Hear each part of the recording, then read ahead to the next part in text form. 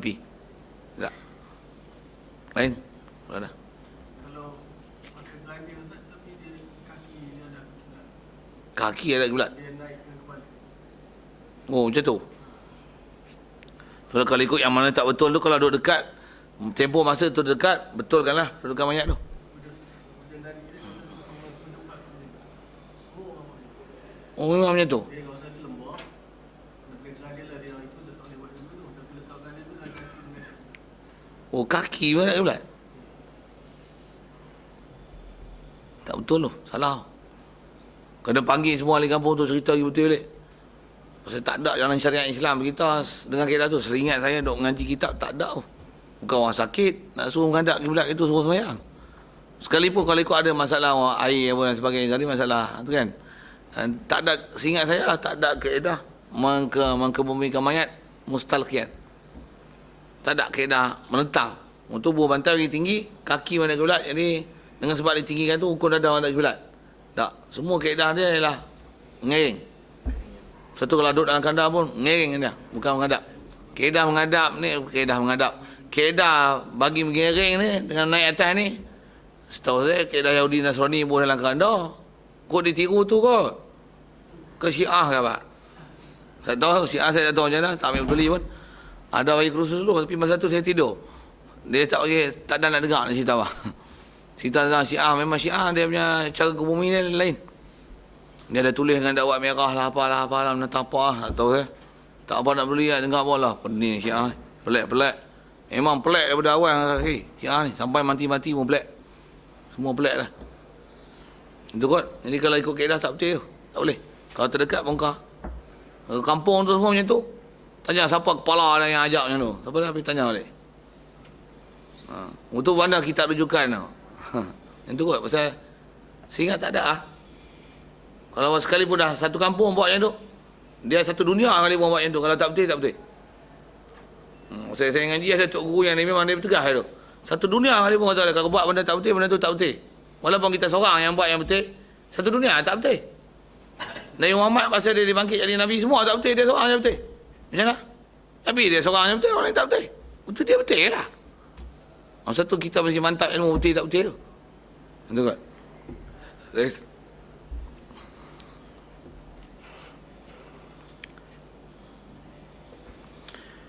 Wa yustahul qabru, diratakan kubur, wala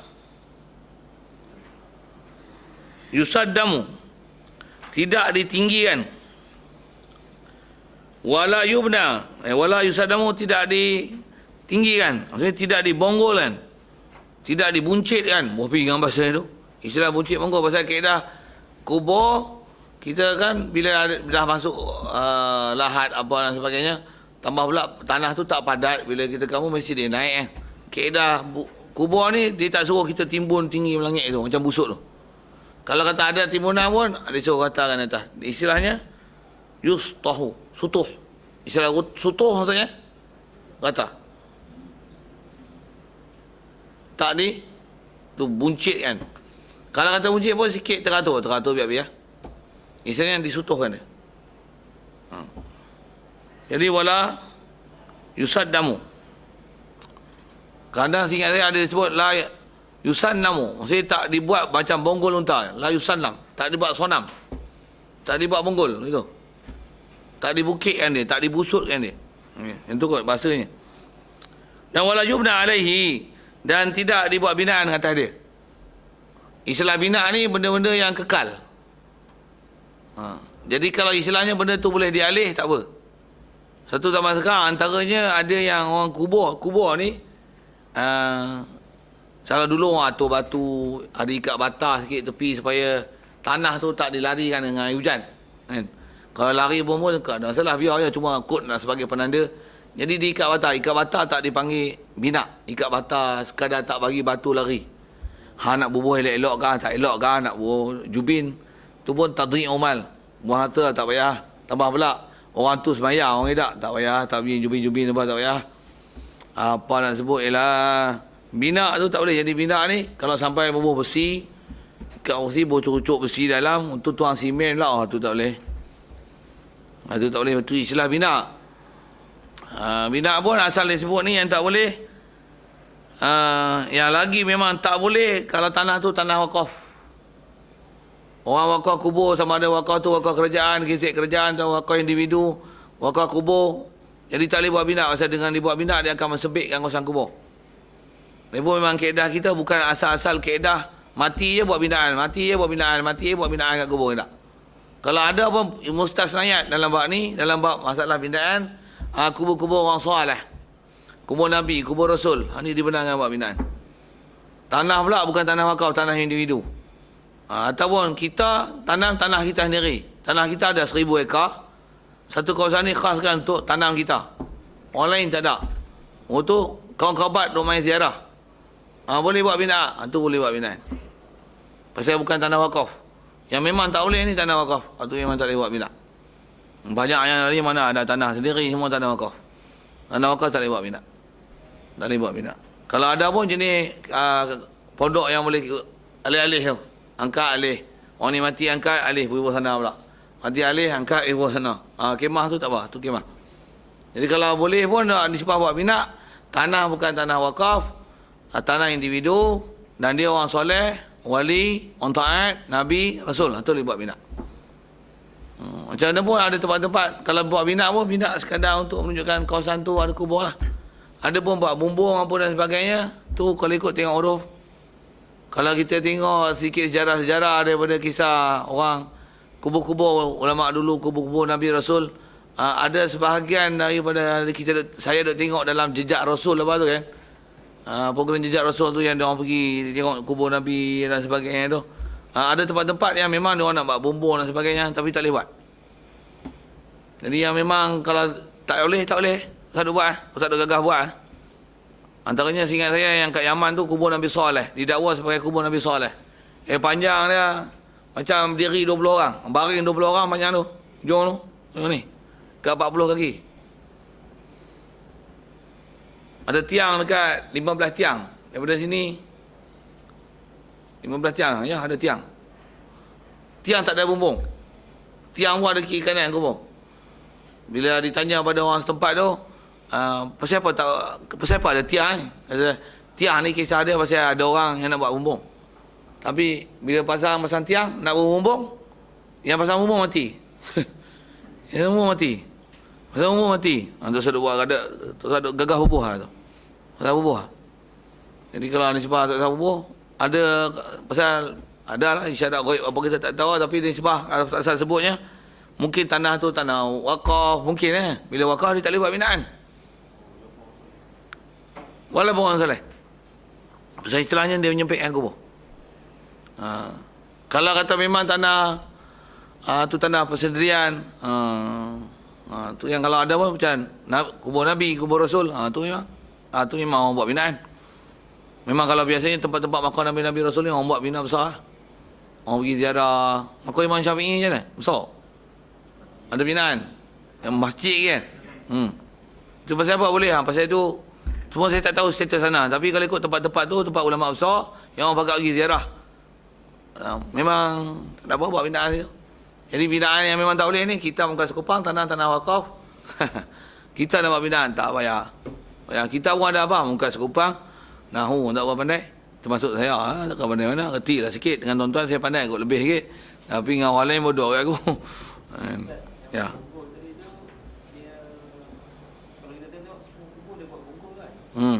Itulah kalau istilah dia bonggol tapi istilahnya masih nipis tak sampai hasta bahkan jengkal tak sampai tapi istilahnya bulat. Bonggol terah tu tak ada apa. Jadi orang bonggol tak. Jadi kan kubur yang tanah tu kan dia bukan ada papan buat. Okey. Dia ada ruang kan. Dia ada dalam kubur tamu ni. Okey. Jadi buat bonggol tu. Yalah, kebetulan kata bonggol tu kalau memang istilahnya bonggol macam busuk Cina tu kan. Tu tak boleh kan. Busuk jantan ke apa, busuk anak-anak tu kan, pergi kan masa itu, tu tak mau. Tapi kalau dia ada bonggol lah, macam batas ubi, macam tanam keladek, bonggol macam tu, bonggol tu tak ada apa. Pasal istilahnya, tak panggil bonggol tu, yang tu batas lah. Takap buat batas yang tu tak ada masalah apa. Begitu lah, kalau batas yang tu, yang lah ni, kan ada kubur, dia tak ikat batas apa, tapi dia buat macam rehal tu. Ada 4 keping, 2 panjang, 2 pendek. Oh, ada Dia buat cari hal. Selisih ni, selisih ni, selisih ni, selisih ni. Pakai batu tak tu. Mahal tak tu. Tapi boleh buat. Tebal tak tu. Tapi biasanya tak sampai 1 hasta. Bukan kaki lebih kan. 12 inci yang itu lah. Itu boleh. Harus. Pasal itu bukan pinak. Itu istilahnya adang lah. Adang tanah. Itu tak bawa. Itu harus. Itu harus. Ya. Yang tu memang ada sebut dalam kitab-kitab fiqh. Ada. Tak tahu dah. Dia kata larangan tak usah baca tulisan yang ada kat batu nisan tu. Pasal kaedah kita pergi ziarah kubur. Bukan kita khususkan kubur tertentu untuk pergi baca. Tak. Pasal kaedah ziarah kubur je ni. Pergi ziarah. Hang tak tahu pun kubur siapa. Hang baca ya. Semua ahli kubur tu dapat manfaat. Sekalipun kita pergi kat khusus. Ni kubur arwah mak kita ke apa ke. Yang kita kena pergi kat dia. Hang baca Fatihah tu. Jangan tak tahu bukan dapat kat dia seorang. Tapi semua ahli kubur dapat. Satu, kalau nak cari kubur wasiat suruh tanda kat situ. Tempat yang orang pergi ziarah selalu. Pasal dia ada manfaat doa. Bagi salam. Assalamualaikum ya ahla dar qaumil mu'minin. Dapat dah doa. Bagi dapat sejahtera. Tapi iman, amal tu kan memang kena lah. Tapi dengan duduk tempat macam tu, kita akan rahmat lebih dapat pasal dengan sebab doa orang. Macam mana pun nak sebut. Baca tulisan tu lah. Jadi baca tu antara sebab apa, pasal kita tak disyariatkan pergi hanya baca pada kubur-kubur tertentu. Dia tak kaedah nak bersih rumput sabuk rumput apa semak-semak apa tu, duri-duri apa, pokok-pokok semalu apa yang ada tu. Itu suku lah kan. Suku. Tapi dari sebab pergi ziarah, hadiah Fatihah. Kalau ikut dia tak pergi nanti pergi cari kubur, pergi cari mana kubur mana aku nak pergi ni. Tak syarat pergi kubur tu, duduk ke batu nisan tu, pegang batu nisan ni, pergi pegang batu nisan ni, duduk. Tak payah. Memang ada setengah orang buat itu. Tak payah.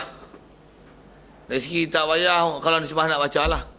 Macam mana pun nak pergi kat situ apa-apa. Pergi kat kubur yang khusus tu.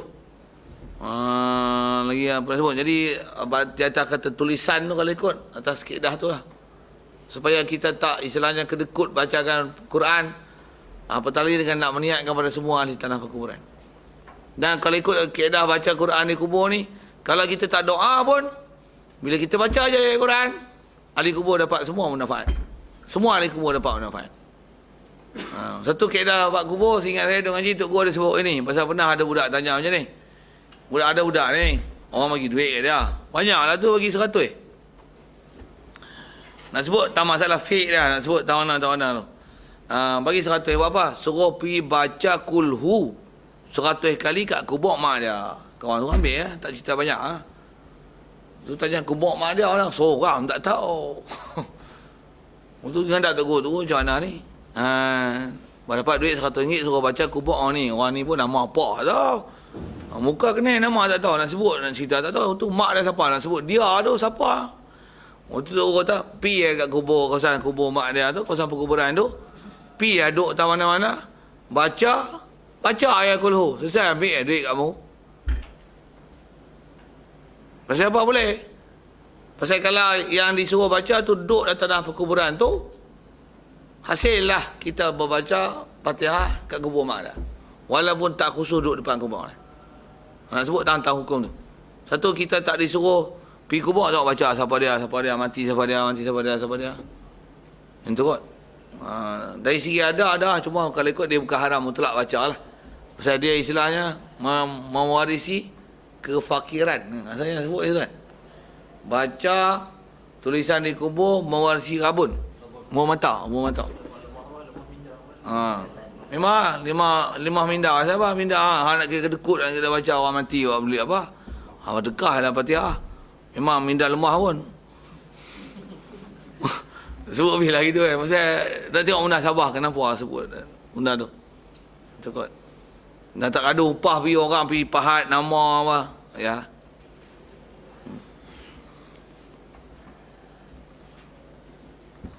Baik. Wala yubna alaihi wala yujassasu.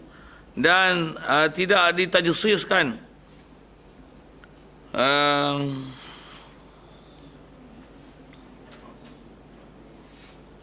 Dia tulis yujassasu, tidak ditajsis. Maksudnya tidak dibubuh kapur. Ai yukrahu tajsisuhu bil jassi. Dimakruhkan mengkapurkan kubur dengan kapur. Jadi buah kapur, tak buah kapur. Simen. Tajsis, simen kapur asal bahasa kapur lah. Wa huwa kata dia an-nura al-musammatu bil jiri. Dialah jir. Jir kapur lah. Kapur. Sikit kalau tengok. Pasal apa? Tak suruh tabur kapur. Ha? Kapur simen mai keras tanah. Tak kapur siapa? Ada makro. Ha, sikit tu. Tanah wakaf. Kan? Ha? Orang? Orang nak gali keras. Ya ke? Tak, ni bukan simen. Kapur-kapur lah. Saya kapur yang kapur. Bukan simen tu. Tajsis. Jasa ni asal mana memang. Kapur. Siapa? Kapur ni kalau tanam pokok hidup tak? Satu tak lagi. Jadi maksudnya kalau ada rumput-rumput yang sepatutnya boleh tumbuh. Kan bila ada rumput-rumput bertasbih. Dengan sebab tasbih pokok-pokok pun kubur dapat, ahli kubur dapat manfaat tasbih pokok-pokok. Jadi buah kapur ni menyebabkan tak ada apa-apa benda tumbuh macam dia. Jadi ada makruh buah kapur. Hatu pun kena jaga elok. Pasal dari si kaedah seingat saya, binatang ternakan dia makan tak apa. Dia makan tanaman tak apa atas kubur tu. Rumput-rumput apa dia ragut tak apa. Yang salah besar dia berak. Dia berak. Dia buat najis. Bila dia berak, hukum Tuhan dia berak. Pasal kambing sampah. Lembu sampah. Pasal haram membuang najis atas kubur. Ataupun dalam kawasan perkuburan. Pasal kubur patutnya bersih. Tak ada najis. Bila najis kenapa? Najis tak ada habuan malaikat datang. Bila tak ada habuan malaikat maksudnya dijauhkan daripada mereka daripada rahmat. Dengan jauhkan daripada zikir pasal malaikat tak hadir. Jadi membuang najis adalah haram. Apatah lagi najis atas kubur. Sama ada najis orang, kencing berak, sama. Serupa tu ialah kambing lembu yang sengaja pergi lepas dalam kawasan kubur. Buat apa? Meragut dalam kawasan kubur. Ataupun ternak kambing dan lembu dalam kawasan tanah wakaf perkuburan. Tak. Seingat saya dengan kaedah atas sebut ulama haram. Kau nak pun, payah. Nak macam ni. Lepas-lepas dia ragut-ragut, itu halau keluar. Takkan, lembunya kambing, perangai dah. Sambil dia makan, sambil dia berak. Dengan kencing. Jadi, dari si hukum haram. Ustaz, yang orang dimanfaat tanah wakaf kubur yang belum digunakan. Projek yang belum digunakan. Kalau belum guna, tak apa. Pasal tak berak atas kubur mana? Ada wakaf lah. Wakaf untuk kubur. Wakaf untuk kubur. Dia kalau ikut wakaf untuk kubur, dia kena tengok macam ni lah. Kalau ikut dia sifat wakaf tu, kena tengok bab wakaf tu. Macam mana pun kalau sebut sekali lalu, kalau dia wakaf untuk kubur, tapi tak buat kubur. Pula tu kubur ni, wakaf ada kubur, dia ada nazir dia. Jemaah nazir yang menguruskan tanah perkuburan. Wakaf pula bukan wakaf individu, wakaf kerajaan. Jadi yazid kerajaan ni, dia boleh alih pergi tani. Jadi siapa yang menguruskan, datang kuasa yang menguruskan tanah perkuburan tu. Kubur pun ada pun 15, tanah 20 hektar. Menebah ya pun sebulan upah kan. Berapa ratus tu, katalah itu. Tu dia biar benda kosong je, buat kawasan ternakan atau buat tanam pisang. Tapi tak dibenarkan pokok kekal, pasal dia akan menyempitkan kawasan perkuburan. Tanam pisang, tanam jagung, tanam sayur, tanam apa kan. Dibenarkan untuk tanam yang, begitu juga kalau ternakan, boleh ternak dalam kawasan tanam wakaf yang belum buat kubur. Jadi tak ada istilah dia berak atas kubur. Kalau ada ternakan, jadi kena pagar lah daripada kawasan yang ada tanah perkuburan supaya binatang ternakan ni tak masuk ke tanah perkuburan dan membuang najis di situ. Yang tu yang kena pelihara tu. Jadi dia kata bagi pihak nazir je tuan kuasa membenarkan diuruskan tanah wakaf itu untuk peternakan, untuk pertanian apa, tak ada masalah. Pasal memang dibenarkan dalam bab tu. Dibenarkan dalam bab tu, dalam buat urusan wakaf dia ada masalah bahas dalam bab tu.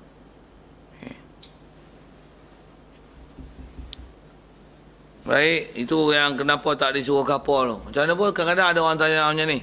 Tu boleh tak mesin rumput dalam sang kubur? Duk mesin sedia. Itu boleh tak? Harus. Itu nak faham macam ni. Taklah bila kapur ni jadi, bila kapur menghalang tanah pokok tumbuh katalah itu kan, Adakah rumput-rumput yang ada tanah perkuburan tak boleh potong, tak boleh usik langsung, tak boleh kepak langsung, tu biar serabut, itu biar banyak lagi tanaman, lalang yang pergi tumbuh penuh dalam kawasan perkuburan, macam tu kan? Tak. Maksudnya kalau nisbah nak bersih apa, potong rumput mesin tak ada masalah. Lagi naik pula semak tu lagi dengan pokok apa bala lagi besar pokok tumbuh, duk biar itu tak ada seruan macam tu. Macam mana pun tebal, potong, kerat, rumput macam tu tak ada masalah. Yang antara memang larangan ni pun makruh lah ada. Apa dia? Cucuk api. Kalau meracun Ustaz. Meracun lah, meracun pun kalau ikut dari sisi hukum tajsis ada makruh. Ini banyak meracun. Kalau merumput tak ada masalah apa lagi. Pasal dia akan tumbuh lagi. Pesing rumput pun tak ada apa lagi. Antara yang memang ada larangan tu ialah cucuk api. Cucuk api. Tambah mesin-mesin rumput, tengok kering, lepas tu cucuk api. Nampak hitam. Nampak sikit naik rumput. Nampak apa lagi subok. Jadi baja. Apa nak sebut tu, macam mana pun nak sebut, ada makruh menyalakan api dalam kawasan perkuburan. Macam mana mengiring mayat dengan api. Ada makruh dia. Haram tak lah. Jadi kalau kata meracun apa, ada macam makruh. Guna cara lain lah. Macam mana pun kalau ada semak sangat, dari sisi hukum, dia ada makruh itu lah. Tapi sudah haram mutlak tu tidak. Itu kot. Wala ba'sa bil bukai 'alal mayyit. Dan kata dia tak mengapa dengan menangis atas mayat. Jadi menangis, apa maksud menangis? Ayat mata keluar. Menangis ni mata keluar ayat mata. Tak apa. La ba'sa. Ayajuzul buka'u 'alaihi 'alal mayyit qabla al-maut. Qabla al-maut atau wa ba'dahu ba'da al-maut. Buka tak apa. Yang tak boleh apa? Meratap. Meratap tu sama ada dengan melalui dia air mata keluar tak ada apa. Jadi istilah buka bakar ya beki tu ialah keluar air mata. Wa tarkuhu aula, tinggalkan buka tu lebih aula. Wa yakunul buka, dan adalah buka ni alayya mayat min ghairi nauhin daripada ketidakkan ratap. Kita terjemah nawuh ni meratap ai raf'in saut bin nadam. Masuk kata meratap ni angkat suara dengan tu disebut nadab ni, nadbi, menyebut kebaikan mayat. Sebut Allah kenapa lah dia mati, kalau dia ada boleh lah orang dekat ni jadi macam Cina nak sebut tu. Mufi bahasa Cina memang dia upah tu. Jadi yang tu nawah. Wala min ghairi nawihin wala syiqqi thawbin, dan koyak baju. Yang tu tak boleh. Wa fi ba'd nusakh jayyib, koyak poket, badala sayyub saubi, wal jayyib tuqul qamis, poket qamis. Siap. Jadi kalau meratak amai tengah tu haram. Jadi menangis keluar air mata tak ada apa. Lagi tegarnya apa tak ada, kering. Mati, dah hidup, mati Nangis mau buat apa? Baik doa, baik baca kulhu, baik baca Fatihah. Tu kering sungguh. Best. Memang kalau ikut yang tu aula.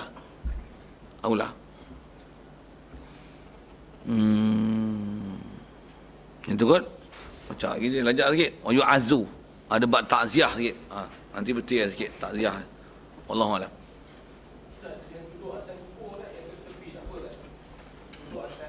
Kaedah duduk atas kubur ni, duduk atas kubur tu pun taklah haram. Dia ada harus harus. Dia ada harus itu makruh. Ada makruh. Langkah kubur, pijak kubur, duduk atas kubur. Dia ada makruh, tak haram. Yang haram kalau sebut dalam kitab, kalau dia kata duduk atas kubur haram, atau masyhur seingat saya, dia sudah kena tanggung ini. Duduk berserta buang najis. Itu memang haram. Saya yang orang kat kubur. Orang betul kat tengah kubur. Buat apa? Rumah orang betul kat tengah kubur. Dah rumah ni duduk tengah kubur, nak buat apa mana? Masjid pun duduk tengah kubur. Itu kot. Kubur kan hampir dengan rumah tu. Kan dia ada tanda Betul. Pula tu bukan pergi berak atas kubur. Tak ada masalah tu. Pergi. Dah duduk sepadan dengan kubur. Tandas pun duduk belakang rumah. Belakang rumah tu ada kubur. Takkan tak boleh berak kot. Saya kata bila berak, ahli kubur pun bau. Ini buat lawak itu. Itu kot. Kalau ikut tak ada apa tu lah masalah tu. Masalah rumah dekat kubur tak ada masalah. Kalau duduk dengan tanggungan dia kencing dan berak memang haram. Tu yang kalau dia berak kencing memang haram. Tu yang kambing lembu dia pergi berak awan. Cuma bukan haram atas kambing lembu. Atas tuan lembu. Hukum ni.